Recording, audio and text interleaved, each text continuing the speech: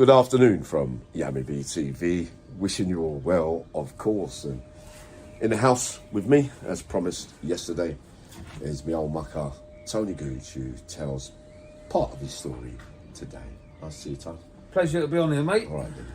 So the first question we kick off with, I suppose many people have asked me, and it's been suggested that I have it, is have you got ADHD? No. No. No. Because you haven't done that many interviews. No. No, so, but in a couple of interviews, been suggested that your feet and think that you fidget quite a lot, Yeah. and hyper, but explained.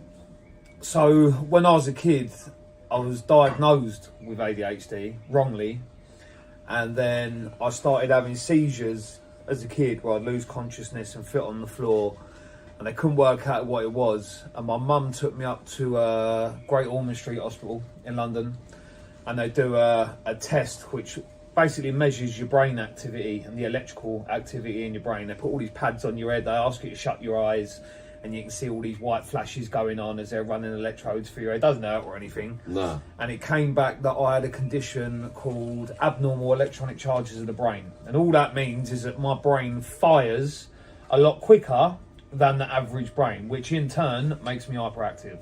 But it's not ADHD. So I hope that clears that up. Well, I've always said I ain't got it, but it's not about me. All right, Tone, right then. So we start a little bit from the beginning. Home life, mum, dad, sisters. Yeah, mum, dad, two older sisters, uncles, cousins, aunties, close family, a big family. My nan, she passed away a few years ago, I was 104. But yeah, always had a close-knit family. My stepdad, I was doing my stepdad from the age of 2 years old, so he is my real dad for all intents and purposes. Don't look at him any differently. But yeah, loving family. I was brought up in a nice home, the normal way. I went on holiday, went to the beach, had barbecues, all the normal family stuff. There was no dysfunction. Nah, there was. I mean, you had normal family stuff. Yeah. But yeah, there was no rhyme or reason for me to end up doing what I did. Eventually. And I always say I was a product of my environment, with the people that I surrounded myself with. And again, it wasn't intentional. Yeah. It was just the people that I became close to in school became, it's like when you're a kid, they're your family. Yeah. You die for each other. Yeah. And it just so happened that we was all interested in cars, in motorbikes, in superbikes, and that's how it started from an early age. All right. So that time, so you're not involved, you're not born into no crime. No. Your real dad never knew him then? No. Okay. All right, Tone. So then the school then, where? That's what I was going to say. Brought up where?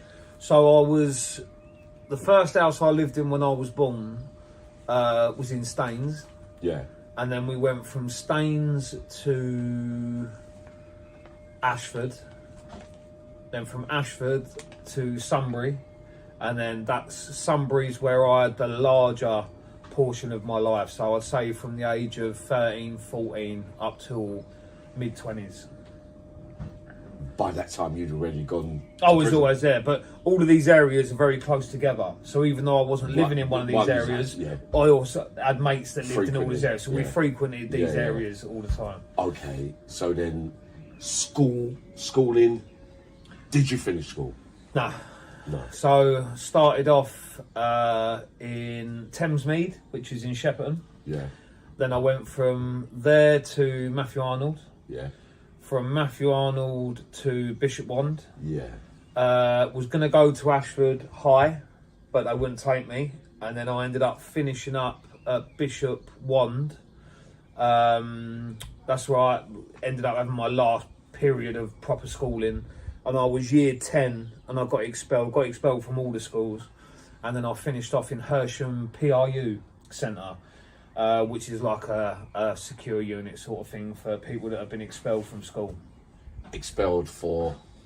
Being an absolute twat, just fucking about. It was never anything serious. It was just constantly bunking off, having arguments in school, smashing stuff up, setting fire alarms off, all dopey stuff, getting mouthy to teachers, just all stupid shit. But I was always the joker of the classroom, and with that entails obviously not doing what you're supposed to do.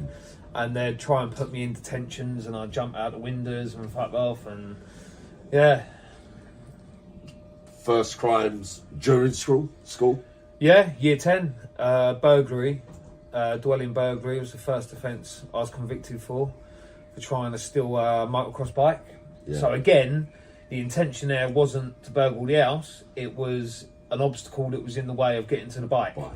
So it goes back to what I said before, the fascination we had was adrenaline, speed, and at that time it was bikes.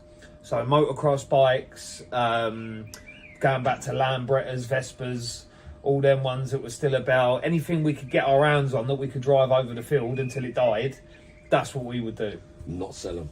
Nah, at that point, nah. Nothing was for profit then. It was purely boredom and that sort of classic thing of you want what you can't have. So even though I grew up in a nice home, my mum and dad were never wealthy at that point.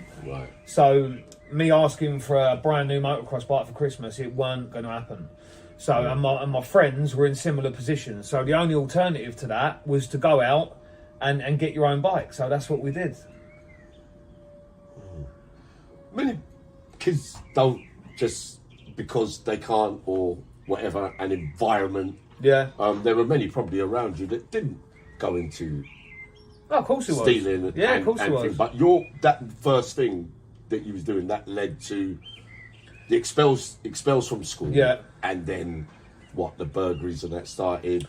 So the burglaries more, so we was never burglars in the sense of we were going and take people's tellies and DVD players. It was more for the high performance cars. So you've got to remember, this is when your Audi RS4s, your S3s and cars like that were coming out. So there was only really one way you could get them sorts of car, and that was taking the key, because there was none of this new technology that they use now. We can get the signal to them. That weren't about yet. So the only way to get that car, realistically, quietly off the drive, without setting the alarm off, was to get the key. So we used to fish them out of letterboxes with bamboo sticks and curtain rings on the end, the hooks. One of them in a bamboo, put it through and take it out. If it was by a kitchen window, you just throw a brick through the window, grab the key, jump in the car and go. And other times you could see the key, but it was out your reach, so then you would have to break into the house. And then you're sort of going to older criminals that are more established at that point in burglary, and you're learning the different techniques. How'd you get through a double glazed front back door? How'd you get through a front door? And there was all these different techniques that we was learning that we would utilise to gain access to the properties. Because were they buying the cars off you by any chance? So that stage there, that's when we come to the realisation that at first we would get the cars and we would sell them to the older criminals. And what they did with that was their business. We never got involved in that. As soon as we started to find out what they was doing with the cars and how much money they was earning, and we all knew we was game and didn't really give a fuck, and we were thinking, well, hold on, we could do that. They're not doing anything that's out of our reach. Why can't we do it? So then we started taking the cars, and then we started doing the graft with the cars, and that's when it goes from doing something for fun and for non-profit to doing stuff for profit. Right. So fucking hell, you learned quicker than me. Oh, totally didn't need them no more after that. No. So that takes you to about what? This is 16 years old? This 15, is 16. Early teens, so 16, 17, 18, 19. So then you had criminal convictions and probably got a couple of slaps on the wrist for the early stuff, we all did. So what was the case that got you your first imprisonment in the Young Offenders Institute? Young Offenders, it was so... And a lot of kids, you won't even comprehend this because it's just not like it anymore. But back in the day, this is before ANPR cameras, this is before number plate recognition systems that the police cars use now. The only way for a police officer to know whether you was insured, whether the vehicle was MOT'd and taxed and all that, you got a bit of paper, you get pulled over and they give you a thing. They were nicknamed the 7-Day Wonder. You must remember them, a 7-Day Wonder. No, so basically it was a bit of paper. They would write down all your details on the bit of paper, and then you had 7 days to produce your documents to the nearest police station. And that would be your insurance documents, the MOT for the car, your driving licence. And from that, they'd say, sweet, go away and you crack on with your life. Now, the loophole was that when you didn't produce these documents, it was failing to provide the documents. But then from there, it would have to be sent to court. You would have to get summoned. You would then go to court. You would plead not guilty. Then it would be palavered over for a pre-trial view. And you would use the system then to advantage for the longevity of how long it would take. Yeah. So I remember at one point in my glove box, you'd open it and they would fall out. I'm only 16.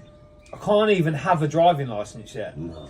But for some reason, we just kept getting away with it. Yeah. But after a while, as in life, it starts to catch up with you. Yeah. So then I got 1 driving ban, then I got 2 driving bans, then I got 3 driving bans, then 4 driving bans, 5 driving bans. On the 6th one, they went, nah, we've had enough.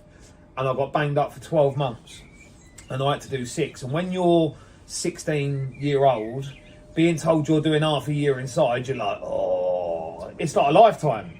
And it feels stupid now because I've got mates that are doing fucking 30 odd years. But back then, 6 months away from everything you know and you've never been to jail before, it's like a lifetime. And back then, that's quite a stiff one for what would be the charges? So that all it was driving whilst qualified. Driving while That's all it was, yeah. But you have to understand that at that time, we was near on impossible to catch. We was so fast on foot. We was so good on the bikes. And because we grew up in the areas where we was offending, we knew every back road, every alleyway, every cut through. We knew how to lose the police. Yeah. And if you look back over the years, the first time that Surrey police ever bought Subaru Imprezas was because of us. Yeah. Because they could not catch us in the stolen cars. And we kept taking them across fields. There's a thing in Sunbury called the Cut. Yeah. And it basically runs from Kempton Park all the way over to the other side of Sunbury. And what it is like a long grass area. Yeah. You walk through it, then there's a road. You go over the road and it carries on. Then another road and it carries on. So we would just steam down it, straight across the roads without looking into the next bit, and go all the way along. And then you had the waste ground by Bishop One School, which is fenced off now, but it used to be all open. And we would take them in there. We knew all the routes to get from there to Sunbury Golf Club and go through a drive over the golf course. We was just a nightmare to catch. So they brought in these Subarus to try and catch us. And then that didn't work. And that's when we started getting our first taste of undercover police, CID, unmarked cars, police officers that aren't in uniform.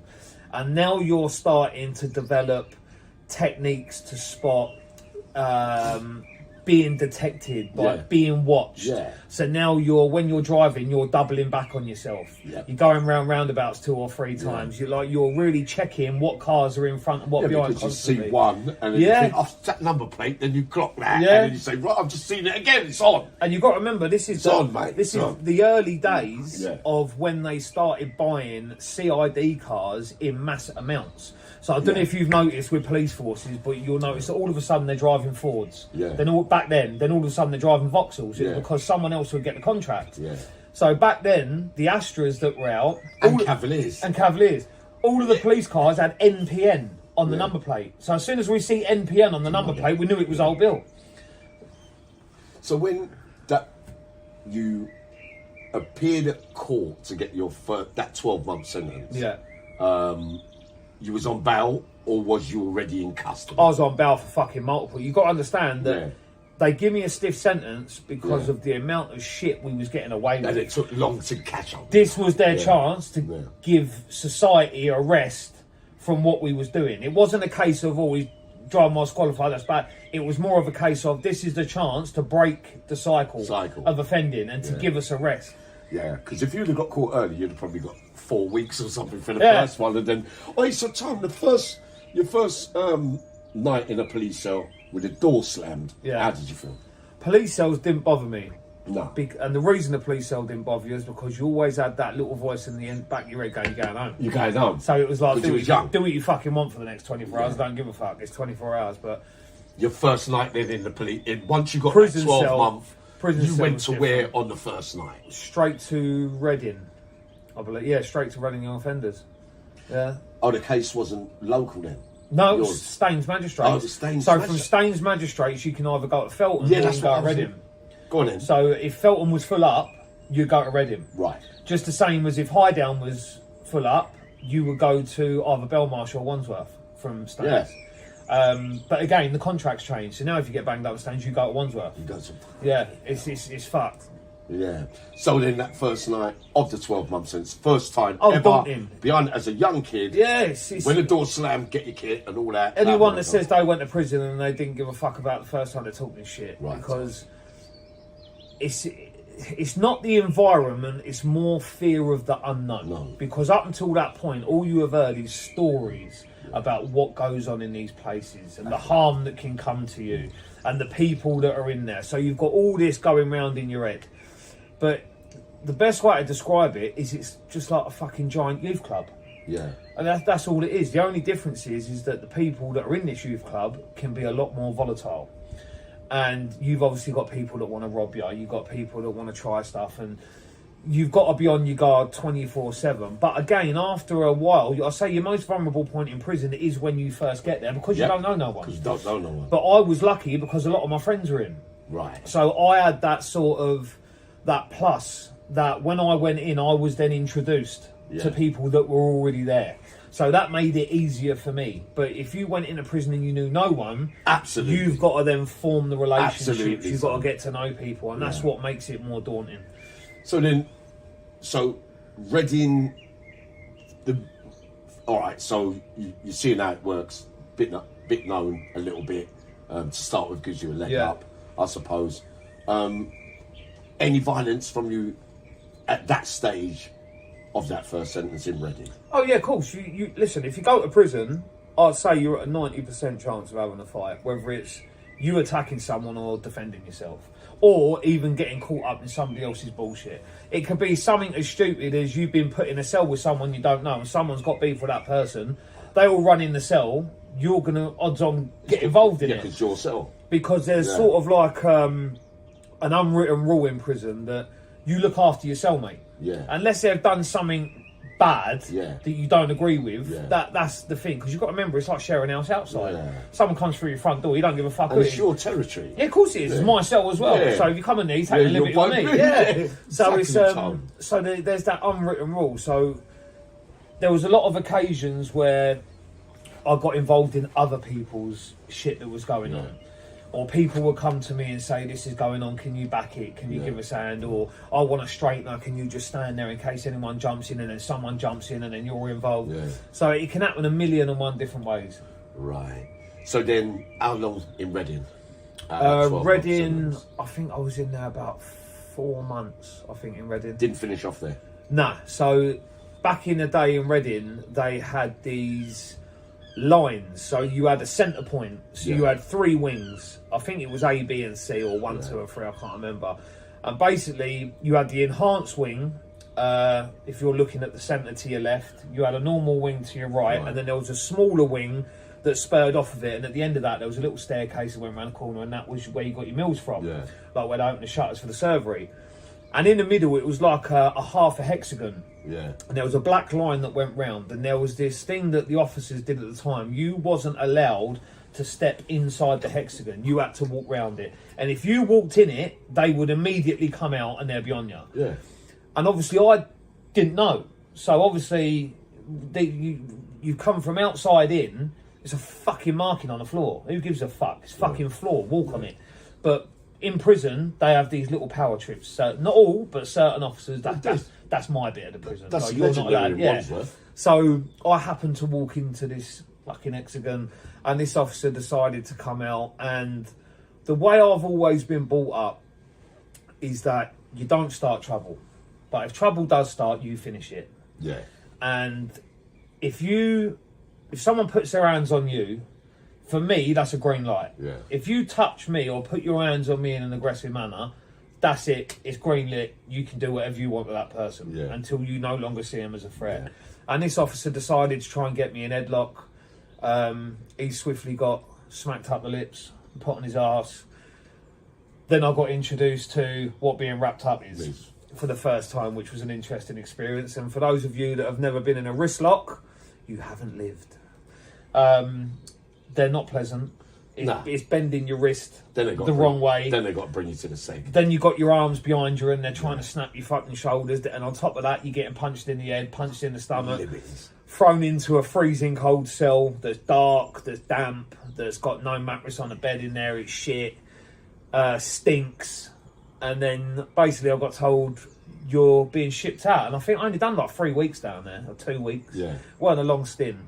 And obviously, when you're in a room with no TV, no books, no fuck all, you're just in a room. As soon as they say you're getting shipped out, it's like you want to throw a little party because it's like you're getting out of the environment you're in. And they basically said, yeah, your bus is coming in the morning, you're going. I said, where am I going? They said, oh, we're not sure yet, we'll tell you when you're on the bus. Now, again, that's inexperience on my part. Yeah. Because now if I was in jail and they said you're getting shipped out, I want to see the fucking paperwork. I want to know where I'm going. Because that then makes me decide whether I'm getting on that bus or not. Yeah. But back then I didn't know. So the bus has come, I'm like, hey, see you later. And fucking got on the bus. And as I walked out, the screw that I had hit was at the door. And he went, bye, have fun. And that's when the pennies dropped. Where the fuck am I going? I got on the bus and we're driving and we're driving and we're driving. Like, fuck me, I've been on this cunt about 2.5 hours now. Like, where am I going? They took me to Bridgend in Wales. Oh, and they took me to Park in Wales. And you didn't get to film on that sentence? Nah, that was Park on that one. Go on then. And then from when I got there, the prison didn't look like a normal prison. And the reason for that is it's not an HMP. It might be now, but it wasn't then. It was a Securicor prison, a privately run prison. Yeah. And they had airlock doors. So there was no keys for the main doors. No. You press a button, they look at you on the camera, they open the door, you walk through. And when you got onto the wings, I was used to eating my food in myself, like you do in the majority of prisons. But here it was different. You wasn't allowed to eat your dinner in your cell. No. So you had tables outside, and they were like the circular tables with the poles that came out underneath with the seats on. And you basically went to the server, he got you through and you sat down. Now, I know a lot of Welsh people, and they're blinding people. But for some reason, in prison, they don't like English people. And it's stupid, because if you met half of them outside, you get on with them. Yeah. But there's this thing in Welsh prisons, they don't like English people. And we're in there, and this kid I'm with, you can imagine, I think there's like 6 of us there that were from London. And everyone else is Welsh. They're all talking Welsh. You can't understand a fucking word they're saying, because a lot of them were from the valleys with the thick Welsh accent. And there was this big geezer behind the servery, and he decided that he was going to mug this kid off that I was with. You know when they give the chicken out? You know you always get that manky bit of chicken in the tray. Well, he put it on this geezer's plate and said, no, give me another bit. And he went, no, bud. That's what they say, bud. He'd give it to him. He said, no, that's all you're having. So he threw the chicken at him, and this geezer was a unit. This kid was only small. He weren't big at all. And the screws come over and sort of broke it up. I said, give him another bit of chicken. So give him a bit of chicken. And the geezer basically said to him, watch when you go back to your cell. So he basically laid it on the gauntlet. Yeah. So when we got back to the table, this geezer was sat 3 tables away from us. And he was at a slight angle, so he's back to us. You can see the side of his face, but his point of view was basically going away from us. And this kid went, here, coach, watch this. I didn't even know what he was going to do. And he's got up and he's run through these tables and he has haymakered this geezer in the jaw, knocked him spark out. He just fell off like a pigeon onto the floor. Mate, you ain't never seen nothing like it. I swear to God. His beef, and this goes back to what I just said about you not wanting to get involved in something and you getting dragged in. The entire fucking jail wanted to kill us. Yeah. Because word had spread that the English boys from London had beat up a Welsh kid. And mate, he had some bottle though. Every fucking day when you come out the cell, it was bang, bang, bang. And I actually finished my sentence in segregation in the block. And I'll never forget it, because when you come out of Park, they walk you to the gate. And my mum and dad were on the other side of the gate. I can see them. And I've got these 2 Welsh officers, and the whole way there, I'm coating the life out of these screws. Like every Welsh slag name you could call these people, because they treated me like absolute shit. Nothing against Welsh people, but these two were fucking arseholes. And it was hilarious because the closer I got, the redder in the face the screws got. My mum from a distance had a smile, but then the closer we got, she could see that these two weren't happy. The smile had gone. And I was like, bye boys. It's your time now. Yeah, now I opened the gate and I went out, but yeah. So you only done about 6 weeks in the park? Yeah, it weren't long there at all. No, but mate, it was hard 6 weeks. You got out. It was hard. It was hard. So after that, so release, straight back. Release, yeah, from that point on, it was a lot of in, out for various shit. Burglaries, theft, handling stolen goods, criminal damage, all dopey shit. And then it obviously, when it started to escalate and when you become what the police will refer to as being forensically aware, you're now learning not to leave evidence. You're learning how not to leave witnesses. You're learning all of these different tactics so that when you go and do something, 99% of the time you're not going to get a comeback off it, because there's nothing there for the police to go on. Because everything that has got you before, you learn from. You learn from that. You learn from. So you went up in Feltham. Yeah, Feltham. Shortly after that. Yeah, Feltham. So you weren't that long from the park. What basically before you went back to jail? Probably out about 6-7 months, and I was back in again. And that, I think that was the one where I ended up in Feltham, and that was surreal in itself, because you've got the memories of Reading, and how Reading was run, and then they put me in a fucking cell, and the TV was off. Like, it was plugged in, but it was off. And I was like, what? So I've rung the bell, and I was like, what, fucking TV's broke up?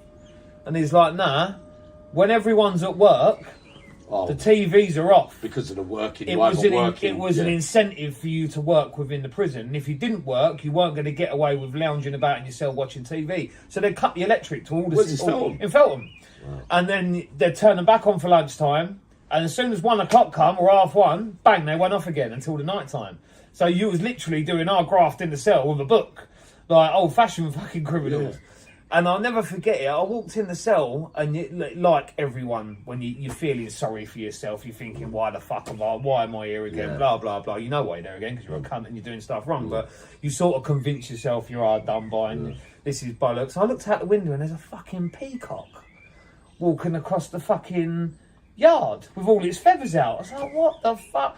And as soon as I could sort of compute what was going on, I see an orange missile come flying out and hit this bird on the back, and it shut up all its feathers and fucked off. So there was this thing, if a peacock got brave enough to come near the cells, you'd just see like missiles, oranges, apples all coming out. It was like play a game, who can hit the peacock? But I didn't think Feltham was that bad. Let's be the roughest wipe. And this is, I'll tell you the time when it was. This is around the time when the geezer beat the other geezer to death in the cell, the one that had the cross on his head. They put the Asian lad in his cell and he was racist, and he beat the geezer to death. And this is when they had the big investigation into the officers were taking bets in a little black book. They would purposely put the hardest geezer on this wing, somewhere in the prison with the hardest geezer, and they'd take bets on who was going to win the fight.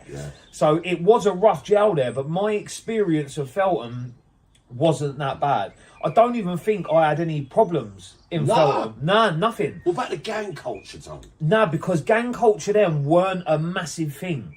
There was gangs, but it was more... See, back then, gangs were hush-hush. If you was in a gang, you didn't want people to know you was in a gang, because it brought heat not only on you but on the gang itself. Whereas now it's switched to, I'm in this gang, this is my gang's name. And to me, I've never fucking stood it, because you're giving information. And it's the same with criminals now, that I constantly go on TikTok and I'm seeing a geezer with a rubber glove on with a load of gear in a bucket. Look at all this money I've got. If I went and grabbed that same individual and I went, go to your local police station, the first police car that pulls out their gates, go and knock on the window and tell him how much money you got and how much guinea you got. And they'd all tell you the same thing. I wouldn't fucking do that, that's muggy. But yet you're advertising it on a platform that's available to the public, which the police fucking watch. They know that they've got the ability and the technology now to trace back your Wi-Fi signal or trace it back to the mobile phone that video was produced from. They've got that technology. So I've never understood it, but gang culture in the prisons back then, it weren't a big bit, it weren't in your face like it is now. Oh, but Tone, because then it's very interesting, because now when they go through reception, a lot of the young kids, because I done my last lap was with the new airy kind of thing. And then they're asking you in gangs when you go through reception, and they say, and they say, I don't want to go on that one because I've got to go on. They didn't used to be able to do all that. No. And the videos like you're talking about doing them from your prison cell. Yeah. It's kind of mad. You wouldn't imagine Freddie Fortman and all that doing videos behind the door. Do you know what? It's sad because there's a proportion of teens now that they've had rough upbringings, whether they've been abused or they've been in violent households, or like me, they just ended up associating with a group of people that were that way inclined, and it's become normal to them, like normal behaviour. You'll always get a percentage that are just kids that want to fill a void in their life.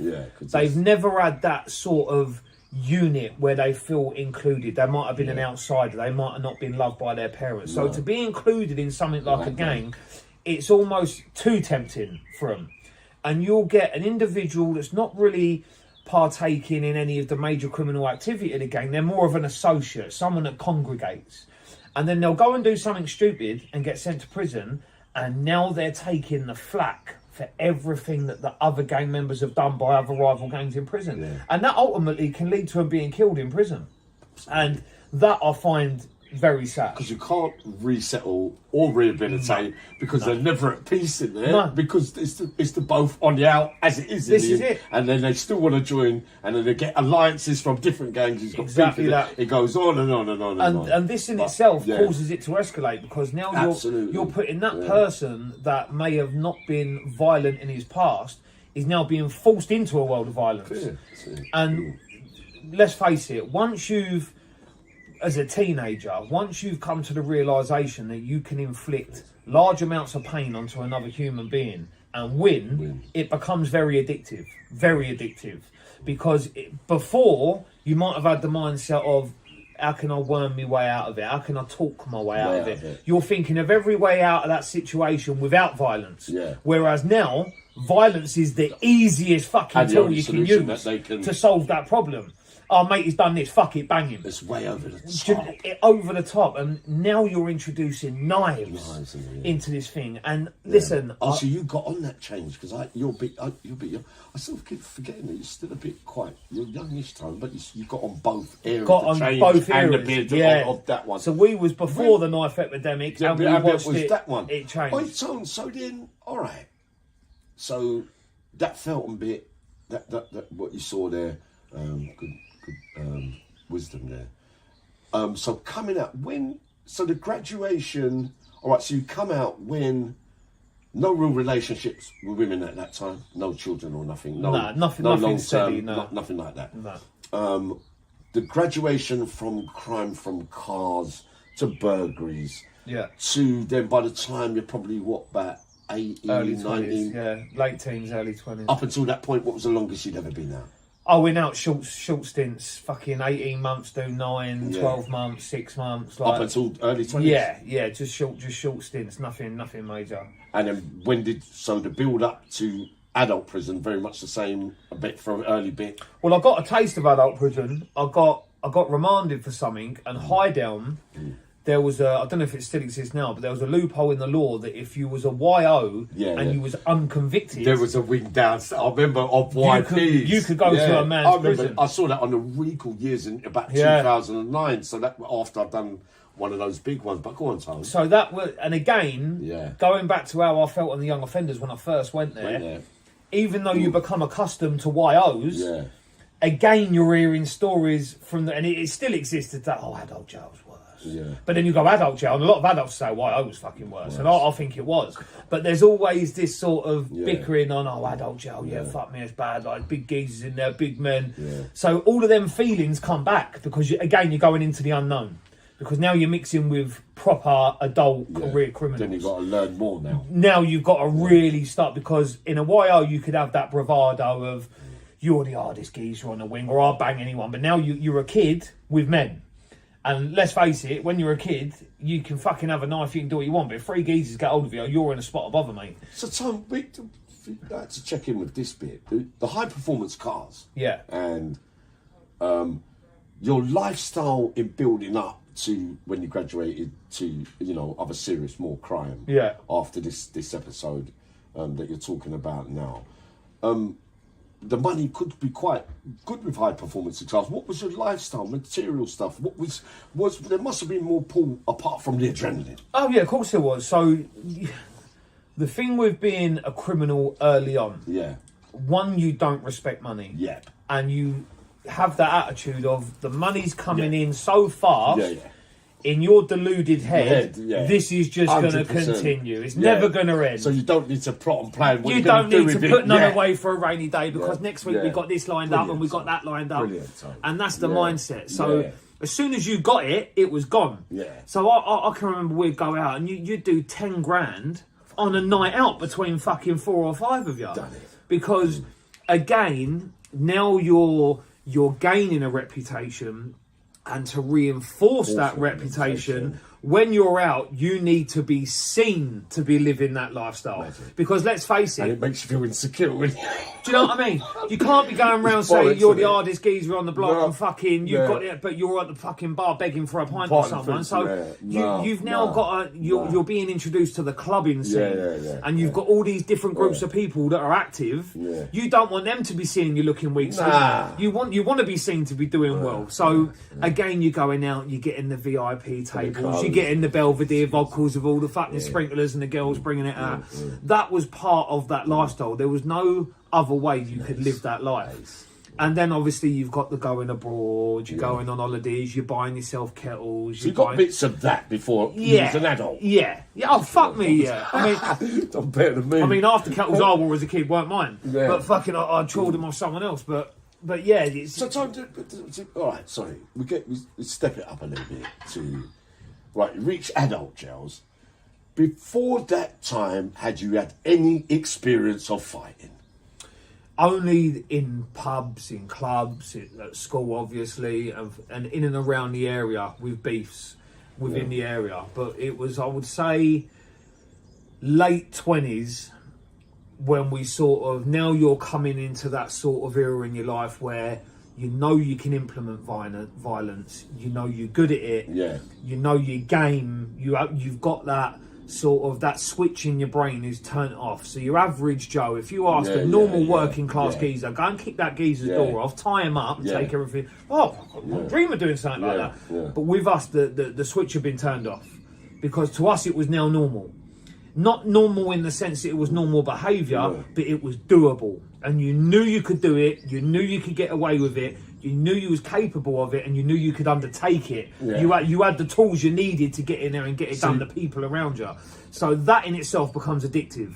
So then, from going from extreme daring adrenaline, just the risk take and the adrenaline themes go up higher and higher, and you get more braver, and you take it. They're more. It's more extreme. The risks and get greater. They get more greater Because you become numb to it. So if you're going from a geezer's pulling up in a car in a car park with a bit of work, sweet, run up when he gets out, crack him in the mouth, take the work. That's one thing. But now someone comes to you and says, right, there's a bit of graft in a house. Now, what's realistically the difference? Apart from a front door, what is the difference? There is none. Apart from me kicking the front door off. Offence-wise, it's a lot worse, but in reality, it's not really a lot of difference. and it's quick up to get to. That's put how your it hands on the- escalates, because it then goes from a house to a business to fucking 4 geezers in a house. It just escalates. So then, all right. So back to the fighting tone. So, so you still in the adult prisons less fighting than say the young offenders for you. Oh, definitely more fighting in young 20s. offenders. Young offenders, much more fighting. Much more fighting. There's a lot more bravado and things to prove. And So then, when because I'm trying to work out when you got there was a sentence that you did. What was the biggest sentence you did? 5.5. And that was when? that was 2005. I got that. And how old was you then? I would have been, 23, 24. So that was before the late 20s, obviously. Yeah. And that was for. That was for the massive car chase that I spoke about on another podcast from in Twickenham. Yeah. So I got a Range Rover. Obviously, we had the ability to sell the Chorley cars. So we had a lot of other people that would go out. So this is what I'm saying about that transition. Yeah. We went from the people stealing the cars for the elders to now us being the elders and the younger ones coming to us to sell the cars. And it happens without you even knowing it. Yeah. And someone rang me up and said, look, we've got a Range Rover. I could get $3,000 for this Range Rover at the time. Yeah. Fucking prices were a lot better for cars back then, but now. Yeah. So I said, I'll give you $1,000 for it. He was over the moon, said, sweet, I'll give him $1,000 for the car. That's what I used to say. All I had to do was drive the car from Walton-on-Thames to Richmond. That's all I had to do. Drove the car, and all of a sudden start getting followed by a little Astra van. A few back roads go down, still following. It's got my mate Matty in the seat next to me in fucking flip-flops. Red hot summer's day. And I've been on the run now for 2 years. I was due to fly out to Porto-Banús the next day. Yeah. So this was like, a bit of extra cash to take. So I thought this was, I could have just sat on my ass, done nothing and gone. Yeah. But I thought, fuck it, a bit of dough, I'll go and get it. So this fucking Astra van wouldn't stop following us. So we stopped. So I've jumped out the car and run back to him to rip his keys out, throw him up the road. And when we got to the car, he reversed up the road. So every time I run towards the car, I couldn't get near him. So we took him on the A316 going into London, just after Twickenham Rugby Ground. There's a Sainsbury's on the right-hand side. How long has this lasted for? Oh, mate, this is going on for about 15 minutes, 20 minutes at this up point. until that stage. Yeah. Get into Sainsbury's car park, and I've basically reversed full pelt as fast as a Range Rover will go. I've reversed up and onto the front of the Astra, and the back wheels went through the windscreen. It went up like a fucking ramp, couldn't believe it. And we pulled off thinking, sweet, he's now immobile. As we pulled out, Armed Response were there. And they had, you've got all the roundabouts. You've got the one at Twickenham Rugby Ground, then you've got one at Whitton, you've got Sunbury roundabout. You've got all these roundabouts that go up. Hamworth roundabout where Hamworth McDonald's is. Yeah. They were basically putting police cars across the junction because it's like a dual carriageway. You've got 2 lanes this side, 2 lanes that side. And they were trying to block us off, and we was ploughing through the middle.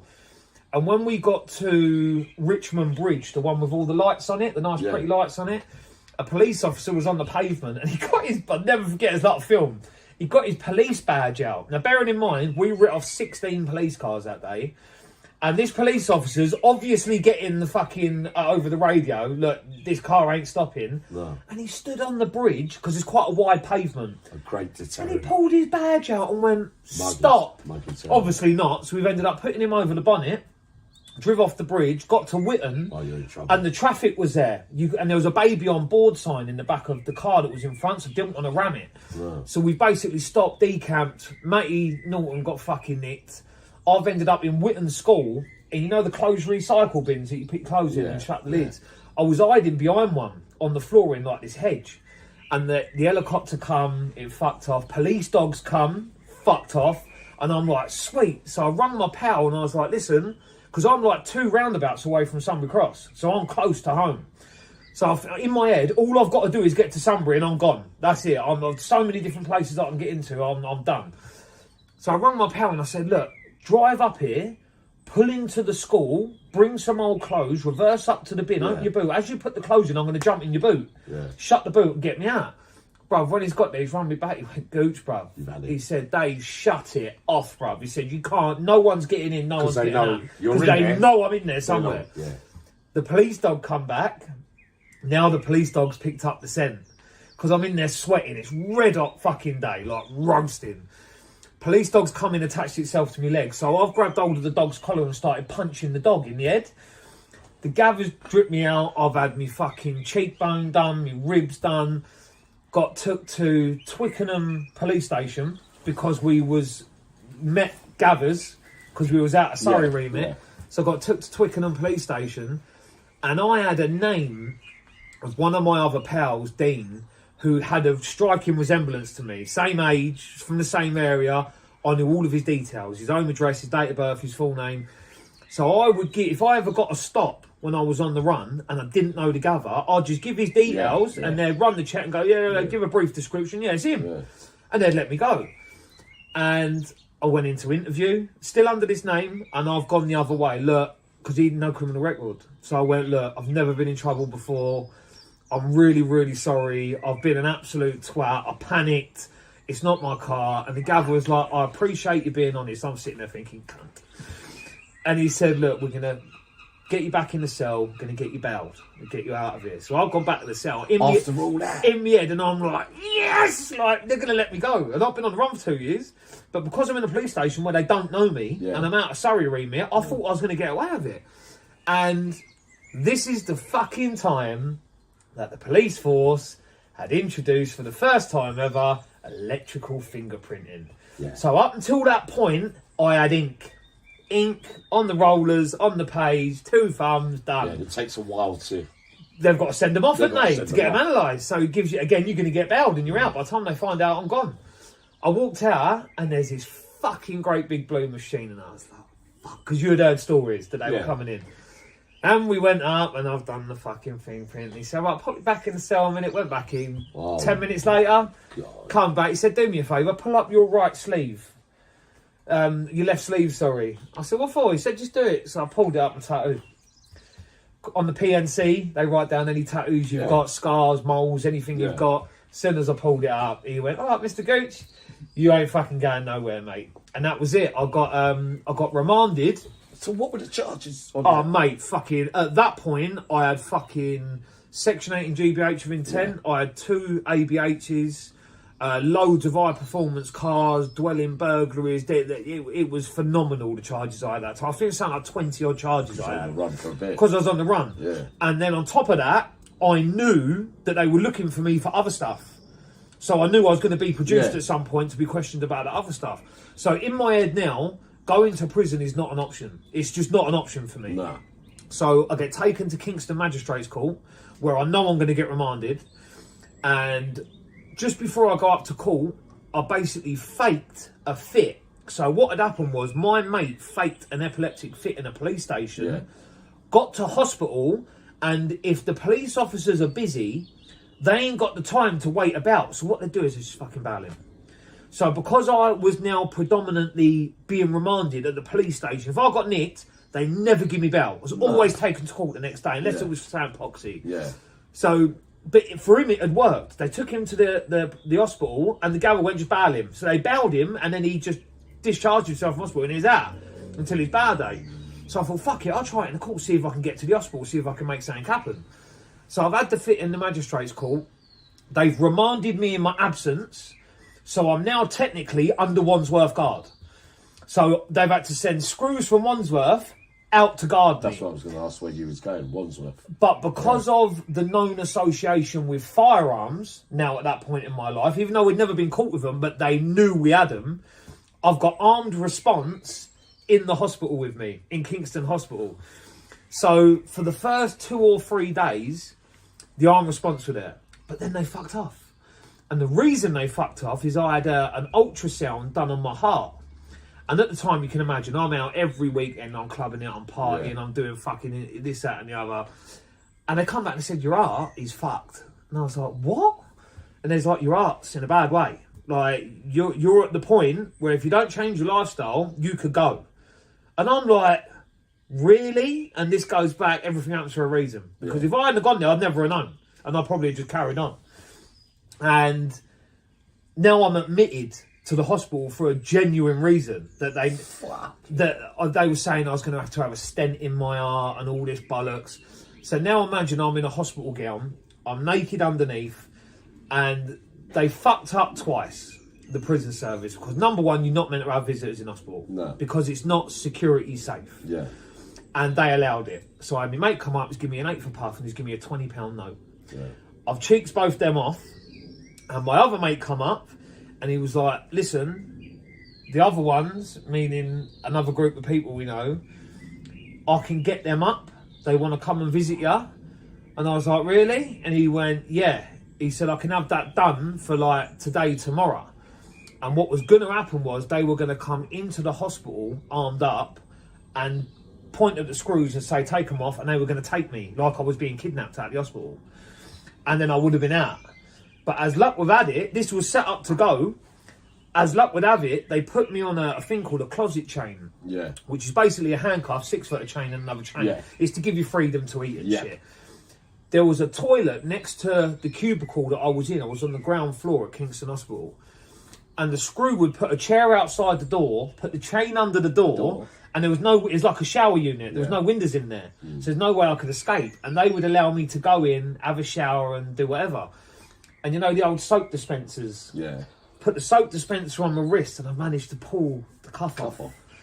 And they didn't double lock the cuff. This was the second fuck up. So I managed to flip the cuff through and make it even bigger. So now I can put it back on and now it's really loose. So I've had a shower, I've washed all the soap off, put the cuff back on, gone back out, all right mate, I'm all done, got back in the bed. And I was laying in the bed and I had my knees up with the sheets going over. And underneath, I've pulled the cuff off.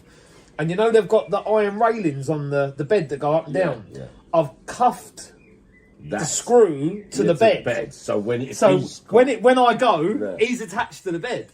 So now I'm waiting for my moment. My days, what a right result. And again, you're looking for routine. What are they doing? And every 20 minutes, one of the officers will go up and have a fag. Yeah.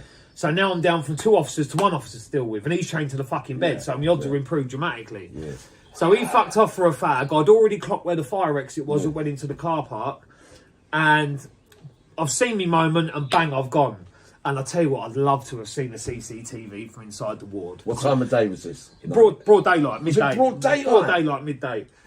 So I've took off. Obviously, you ain't looking back. No. But from the statements I read afterwards, this screw took off full pelt to chase me. And obviously, the chains kicked in. And apparently, he'd done like a triple backflip in the air.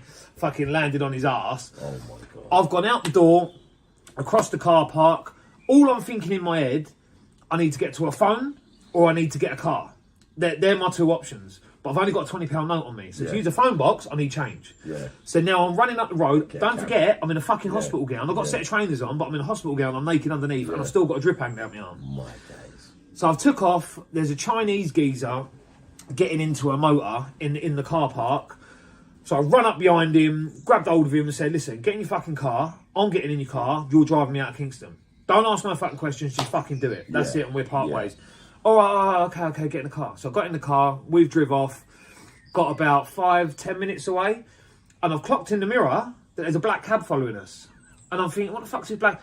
The fucking screw has only undone the cuff, commandeered a black taxi from out the front of the hospital, and is now following me. Oh my God. So we pulled up down a couple of back roads, and I said, right, pull up, because I can't do the longer he's following me and he's on the phone, I'm drawing them to me.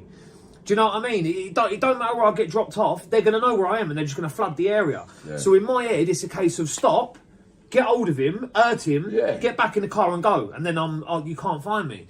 So we've stopped. I've run back to the thing. I've ended up punching the screw up in the back of the cab, running, and there was binmen, right? So this is back in the day when you had the black bins. Yeah.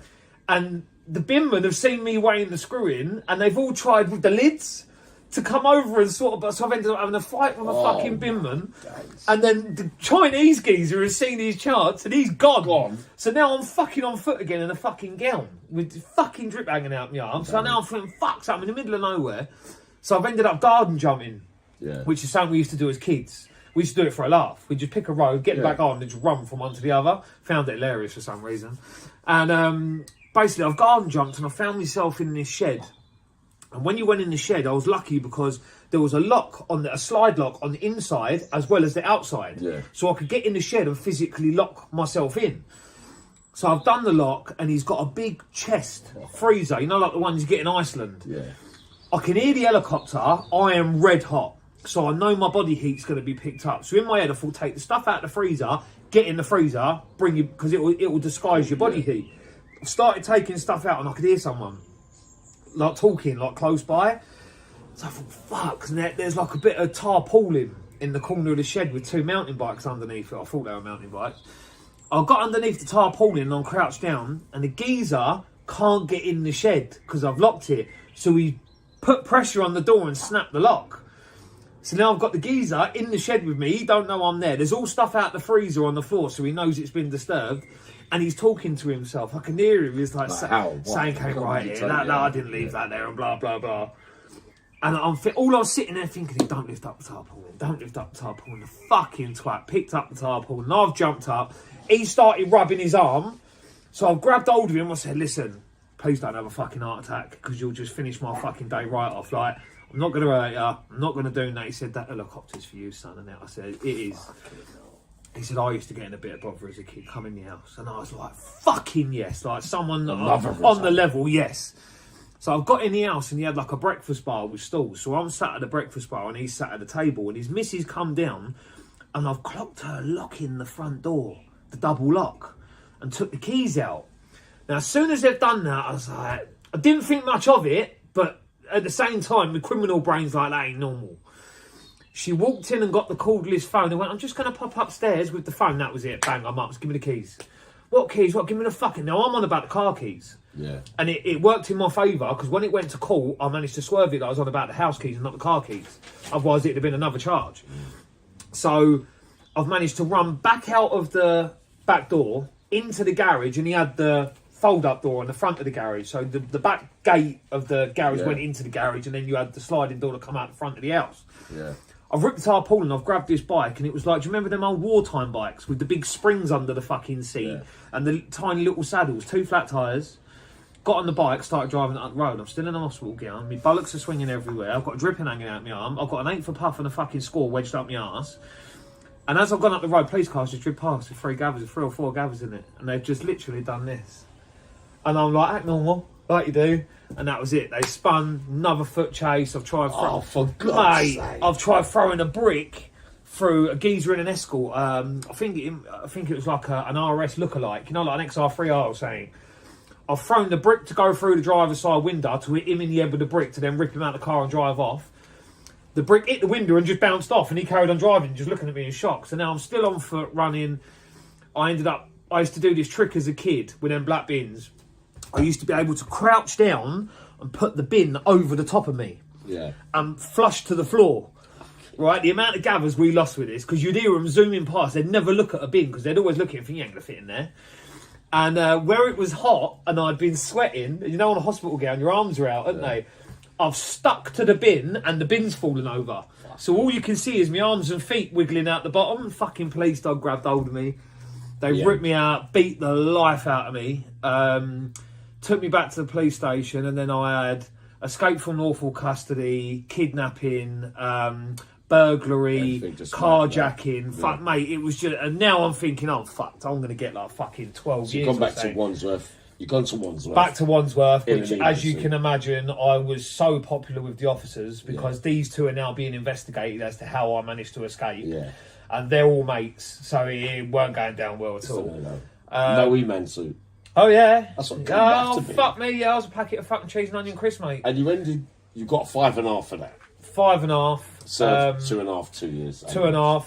Went to Wandsworth. Went from Wandsworth to Highdown. Because of the so many court cases in different districts. I ended up in Guildford Crown. From Guildford Crown, you went to Highdown. Initially, I was in Kingston Crown for all the Rossett offences. Around London and stuff, but the ones in Surrey went to Guildford. So then I went to Highdown. From there I went to Blunderston. From Blunderston, did you get a bit of Blunderston? Blunderston, yeah, that's what I said. I met Dave Noble. Blunderston, yeah. You made who there? Dave Noble, the Muay Thai geese. That's what I met. Muay Thai. Yeah. And go on. Blunderston to High Point, and then from High Point from segregation to Wayland, and then I got released from Wayland. Right, so what age would you be about now? So I'm 26, 27, say. Blunderston must have been nearly coming to an end then. Must have been, yeah. I got ghosted out of there. Bond Street. I was wounded. Bond Street. Do you remember Bond Street? It's all right there, isn't it? That's where I've done all my gym courses. Is it? Yeah. Yeah, it was one of my I didn't last long there either. Oh, I love it. Tony, so the fighting... When did you start thinking about doing the MMA on that sentence? When I come out from that sentence is when I started doing it more seriously. So when there was an affair I heard with a couple of female staff, or one or two over the years. One staff, yeah. On that sentence? On that, in High Point, yeah. That was in High Point? Yeah. How long was you in High Point? Not even that long. I think about 7 months, 8 months. Because I had 6 months left when I got to Wayland. Yeah. So it might have been even up to a year in High Point. How did that come on top? Like, how did they find out about you and the female member of staff? There was a lifer that was a lovely geezer from Essex. There was a couple of geezers I met in there. Yeah. There was, I can't remember his name, I think it was Craig or something. There was him and there was another lad called Wayne Collins. who was a fucking unit from Essex, white geezer. I think he ended up getting lifed off for a murder. He shot geezer. Yeah, great big geezer with black hair. Go on. But you know when you look at people, Yeah. you just know their game. He was one of them people, but he was a lovely fella, and we used to train at the gym together. And this lifer, I felt sorry for him because, again, you looked at him and you could see he was extremely violent. You could see it was constantly just brewing under the surface. And you know, you see people with them piercing eyes. Yeah. You can just tell when you're from that life. You can look at someone and just know they're about it. Yeah. And I think he'd done something like 12 years straight, and he still had fucking so many years left. And I just felt sorry for him. And I've ended up ramping this screw in the cell, and I took her knickers. Went in his cell and went, I've got a treat for you. And he went, what's that? I went, raw, all over his face. And he went, oh, it smelled like for years. He must have done, yeah, exactly. He was fucking, like, we all had a laugh about it. Yeah, and someone walked in the cell when it was happening. Oh, my God. And they must have gone off and went, oh, Gooch had a certain knickers, I don't know where they come from. And that's what brought it all on top. And then when I had the mini micro system. Yeah. So I'd done the old trick with the old the toenail clippers, you can use them to undo the screws. And I'd take the sub out, put the phone in a pair of socks, put it in and do it all back up. And you couldn't, when you shook it, it didn't even move inside. And they came in, turned the cell up, x-rayed the speakers, found the phone, her number was on the phone. Fucking, is that how it came on top? And it just brought it all on fucking She lost her job? Yeah. So they actually... She's never done nothing just inappropriate? Just that, yeah. Yeah. And I got sent to Wayland, and they came for me in Wayland, and again, because I'm not a fucking wrong-un. Yeah.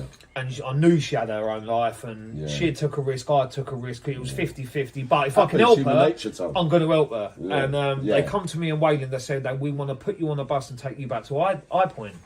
And I said, what, they're taking me back? And he went, no. He said, you're just going to go there for a few hours and come back. So I actually went to her disciplinary and gave evidence and said, look, she's a good officer, nothing happened. You're talking shit. Yeah. It's hearsay. I don't know what you're going on about. Why was her number on your phone? So I don't know. I can't explain that. I just didn't give an answer for it because I couldn't. Yeah, just don't answer it. Yeah. And then I got out. I got released, and they sent me another letter saying we want you to go back up. And I was like, "Fuck me, it's 4 hours. Like, fuck off. I ain't interested." So I never went. So Tone, all right then. So that finishes. So the fight. So you're basically you got into your MAA or the fighting game after that sentence. After that sentence. So I started training initially just to keep fit. But a lot of my friends were obviously fighting. Like Tony Giles was fighting at UCMMA. There was another one of my pals that was doing kickboxing. So I was sort of going to these events. Yeah. And the offer was made to partake in an event at York Hall, Bethnal Green, doing a kickboxing event. Yeah. So I'd done that. And then I got offered to do the UCMMA stuff and the WCMMA, which was like the white collar sort of thing where I had one of my fights. Yeah. And then I got onto the UCMMA card, and it sort of just escalated. And then the attraction to it was the discipline, the being healthy. Yeah. And because I'd had all the problems with my heart, I had to have a bit of time off and concentrate on me and get healthy and get fit. And this is when I started to put on a lot of size. I think I went up to like 17 odd stone at one point. And I was fucking big. But then with that came more graft. Yeah. Because now as being capable of doing debt collecting, of doing this thing, now you look the part. So now you're getting more offers because now you're going back to your area. Like when I got out of prison for doing that 5.5, I was huge. So because all I had done was train. Tax man up until then. Nah, fuck me. I've never got that. If anyone fucking come to me and said, by the way, we're taxing you because you're at the time. No, I said Tone. What I mean is, when did you become a robber? Of dealers and things like so robbing dealers and stuff we did, but we won't tax people. But no, I'm sorry. Right? Yeah. So Tone, the fighting and the robbing dealers, so that happened around the same time? So that was already happening. That was already happening? I would say on a lower level scale. You're robbing like a fucking ounce of fucking gear.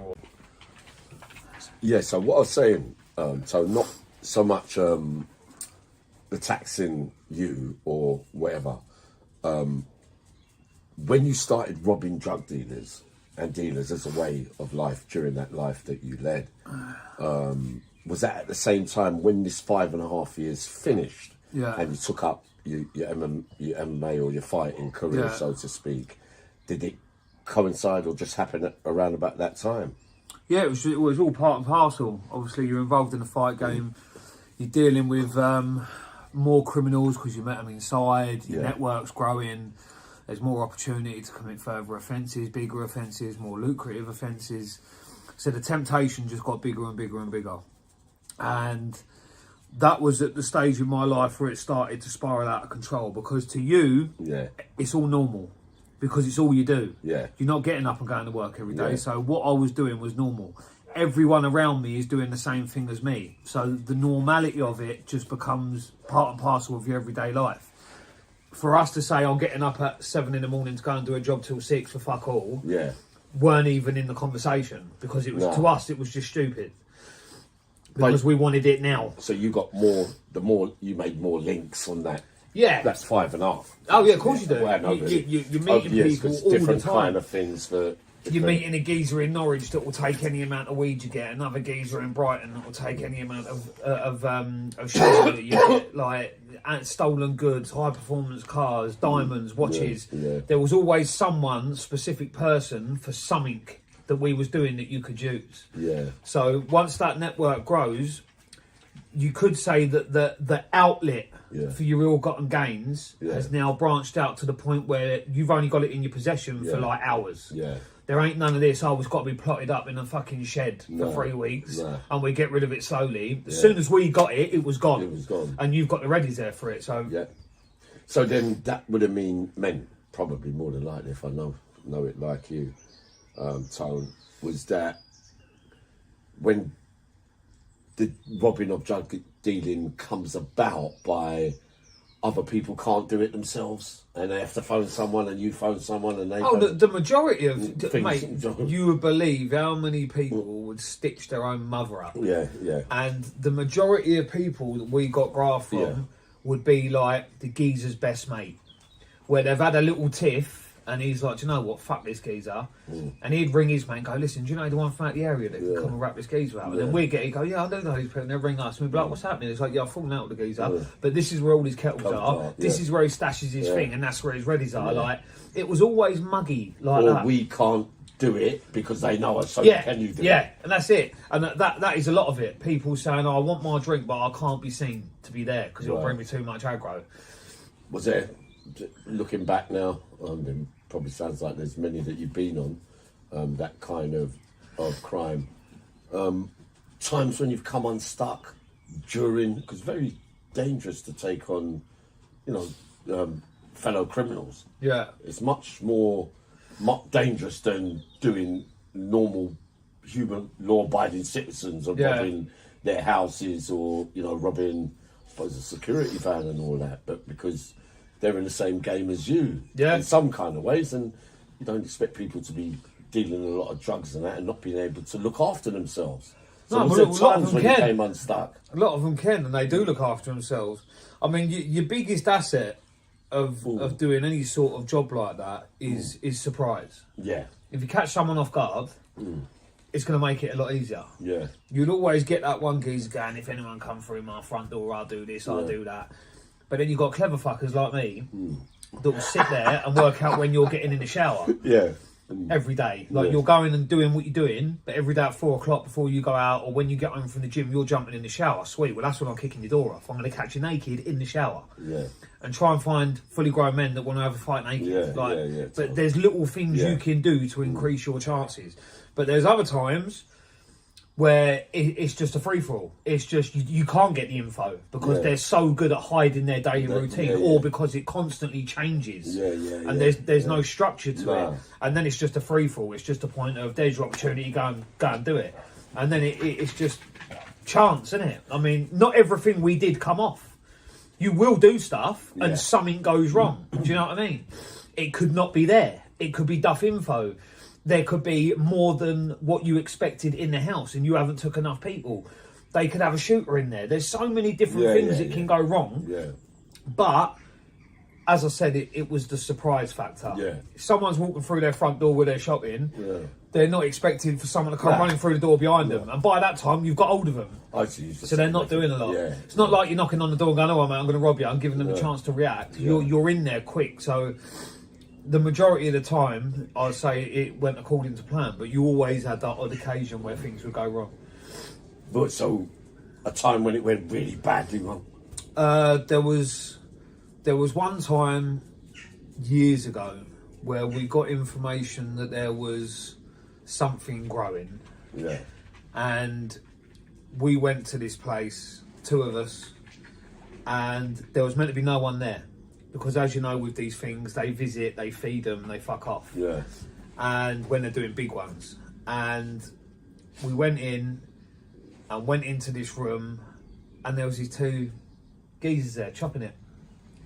And it's like, going back to what I just said about not taking enough people. Yeah. It was meant to be empty. So 2 of us, we was more thinking of one to cut, one to bag up. Because there's not meant to be no one there. So you're not even thinking about if someone's there, because the info you've got is it'll be empty. But we was unlucky. It had just come down from drying and they were trimming. So you're now in a standoff. There's 2 of them and there's 2 of us. Yeah. And like you say, if they're criminally minded, it's 50-50, isn't it? It could go either way. So we spent the next 10 minutes having a proper tear up in this room. They don't know if we've got weapons. We don't know if they've got weapons stashed around the room in case something like that was to happen.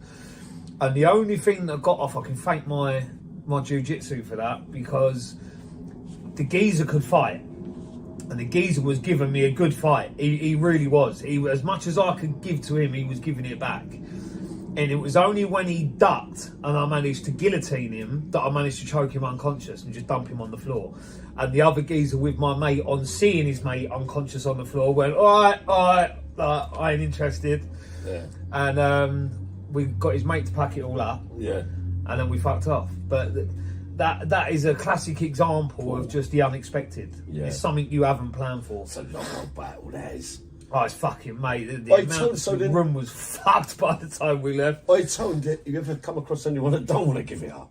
Oh, all the time. Like, was there a different kind of one where they didn't want to give it up, rather than the one you just explained there? Mate, I've told that story of the geezer that robbed my mate. Yeah. He took him under his wing. He gave him a chance when no one else would. And this geezer was an alcoholic. Yeah. Loved to drink. And he basically got drunk, got a bit of Dutch courage, and you would not dream of robbing money off of this person, because there's no way it ain't coming back to you in a bad way. Yeah. But because he was drunk and he wasn't thinking straight, and he probably convinced himself he can get away with it, he's gone in, took some dough, fucked off, and he got himself nicked. As he was leaving, got himself nicked up the road. And the reason he got himself nicked was because he went past an ex-girlfriend's house who had an order that he couldn't come near her house. So she rang the old bill on seeing him walking past the house. The old bill have turned up. He's thrown the dough into a hedge or a front garden where it was hidden, and he's been arrested. Now, the place that he took it from, you know, like, you get them roads where everyone knows you. Yeah. All your neighbours know you, and they're always looking out the windows for old Bill, or right, it's like a proper council estate proper place. Yeah. And he'd been seen coming out. So we got a description of the geezer, and we went round to addresses looking for him, couldn't find him. And then we get a call after people have rung saying that we're looking for him. Someone's rung the bird. Oh, have you seen him? Oh yeah, he got nicked. He was by my house, which is next to the place that he had robbed. So the pennies dropped. So we ended up ringing the police station and pretending to be a solicitor, saying we've got some legal advice for our client. It's made up Owen White and Catlin or whatever the fuck we used, and fucking they put him on the phone for a solicitor call. And my mate's on the phone going, "See you cunt. As soon as you walk out that gas station, you're fucked." And he was, "Oh, I ain't done nothing, So we sat outside the police station waiting for him. And he got released. He got in the motor. We drove away. He tried to be persuaded nicely. Give it back. We'll put it down to you being pissed and being a fucking numpty. Yeah. And where he was still half pissed, convinced himself he could still blag us and get away with it, he just said, "I ain't done it. I don't know what you're going on about." And this geezer went through it over the course of the next 48 hours. Believe me, in a bad way, went through it. And after all of that, he then turns around and says, all right, I'll tell you where it is. And it's like, you just went through all of that when you could have just told us at the fucking start, got a slap, and it'd have been the end of it. And you just put yourself through that. Yeah. Like, what the fuck is wrong with you? Yeah. But this is the alcoholic mind, isn't it? Yeah. So, shit happens. So, so in the fighting, then we're going to that, like the early stages of fighting. Who's a major influence when you're getting into all that? It wasn't MMA. MMA, yeah. You started with, or you did. Well, I started with boxing and kickboxing, but then developed into MMA. I mean, well, you're going back to the era now of watching Jimmy Manuwa. And From Croydon. And I know him. At UCMMA. I knew him when he was a kid. Mate, they're some of the best fights I've ever seen. Yeah. Because he was just a fucking animal. An animal. And I watched him fight Nick the Headhunter Chapman, which was a great fight. And he just seemed to be knocking everyone out. I don't think anyone got out the first couple of rounds. And he was knocking them unconscious. And then he obviously got the chance to fight in the UFC and fought at the O2 in London. Yeah. And we went along and he fought Gustafsson. And it was for a title shot against John Jones. So whoever won the fight got the title shot. And at this point, he'd already had 2 or 3 fights in the UFC and he'd knocked all them balmy. So they're like Ryan Jimmo, his fucking eye was out here, like absolutely battered him. And I said, sweet. So I put a load of dough down for him to win. And we was literally like the third row from the cage. We was right at the front. And he literally got him on the fence and it was like a glancing elbow and he caught him and wobbled him and he went down. And I was like, no. And we fucking lost all the dough. But that was a great time to be involved in MMA. Because you had your Michael Venom Pages, your Jimmy Manuwas that were all starting to come through the ranks. And they were just fucking brilliant. To watch them and the crowds that they drew in as well were phenomenal. I don't know if you've been to the Troxy. No, I hear about their fighting because they was all him, Jimmy and Kim, years and years ago. Yeah. I met them when they was really young. Yeah. And they always used to say to me, because I used to have my top off sometimes when I see them, I weren't that long. Yeah. They said, you know what, I'm going to get off physique, like, I'm going to be like... Not that I was into fighting or anything, but while I was away, I just used to hear these stories that they'd become good fighters and champions and trained and were deep into it. Yeah. So, Jimmy was he phenomenal. was good stuff. Yeah, I'll tell you a story. When I went to Lions Pride in Croydon, I've seen 1,000 different fighters hit pads. Yeah. Fucking hundreds upon hundreds of people hit pads with gloves on. And you got the hustle and bustle of a gym, with people having conversations and kicking bags and doing all sorts of things. And I remember Jimmy hit pads and every fucking shot sounded like it would take you fucking... to this day, I have never heard a connect on a pad like when Jimmy hit him. It was like boom, boom, boom, like every single punch. And it was phenomenal. But to me, I mean, I used to get excited when I used to watch Tyson fight. I'm going back to when Tyson fought Lennox Lewis and Frank Bruno and McCall and all these sort of people. Yeah. And to watch him, he had that aura around him. You knew if you went to the fight, you was going to see something special. As good as that. And he was fucking phenomenal. I've seen these things. And I think he was really unlucky. Yeah. Because he came up in an era of the UFC especially, because I always say the UFC had stages. Yeah. You had, when you watch the original UFC, so like your Tito Ortiz's, your Chuck Liddells, the level of fighting was, in my view, quite low. Yeah. Don't get me wrong, they were still professional fighters and they were still a lot better than your average Joe. If you got in a ring with them, they'd take your head off. But it got to a stage where all of a sudden it advanced very, very quickly. And if you was to put Chuck Liddell now against a John Jones, it's not even a fight. No. It's over in the first round. Because it just, the level of competence in jiu-jitsu, in judo, in karate, in all these different disciplines, just all of a sudden excelled. And Jimmy, I think, was unlucky that he was at the start of that next generation, because with John Jones, with Gustafsson, Yeah. they was already taking fighting to the next sort of level up. Yeah. And I mean, John Jones is still the champion now, still hasn't Yeah. been fucking beaten. Madness. But you're looking at like the Airbender guy, and you're looking at these new fighters coming through, and they're on another level. Yeah. They're so advanced in with their skills now. It's just unbelievable. Pook, what are you doing, mate? You're digging a hole. You're not a rabbit. Hey, Tony, so what about... Down. Someone told me to ask you about the Hare and the Hound pub. The Hare and Hounds pub. So the Hare and Hound pub was my local pub. So whenever we went out clubbing, or we was going out, or we could be having a meet with someone, the Hare and Hounds pub was one of the pubs we would use. Yeah. You're right, you pulled there, Pook. What, a lot of trouble there?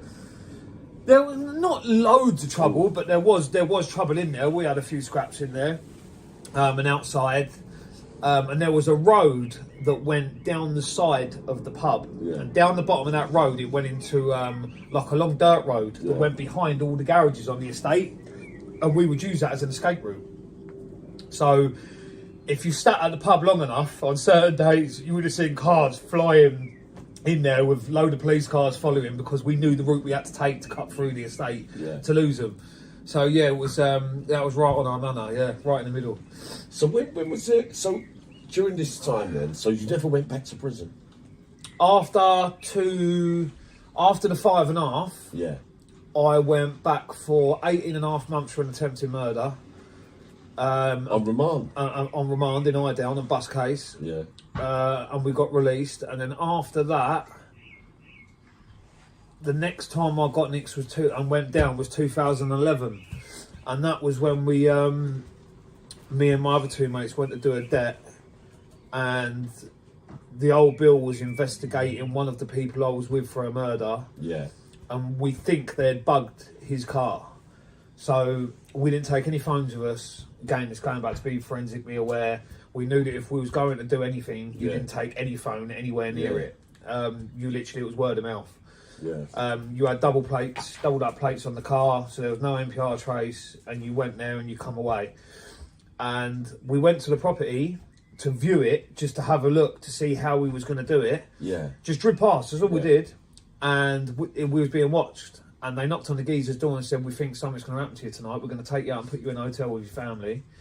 And they then sat on the property. And when we went in, knew something was wrong straight away, because it just, your gut's just telling you. And as soon as we come out, we had all flying squad, armed police there waiting for us. And we got nicked.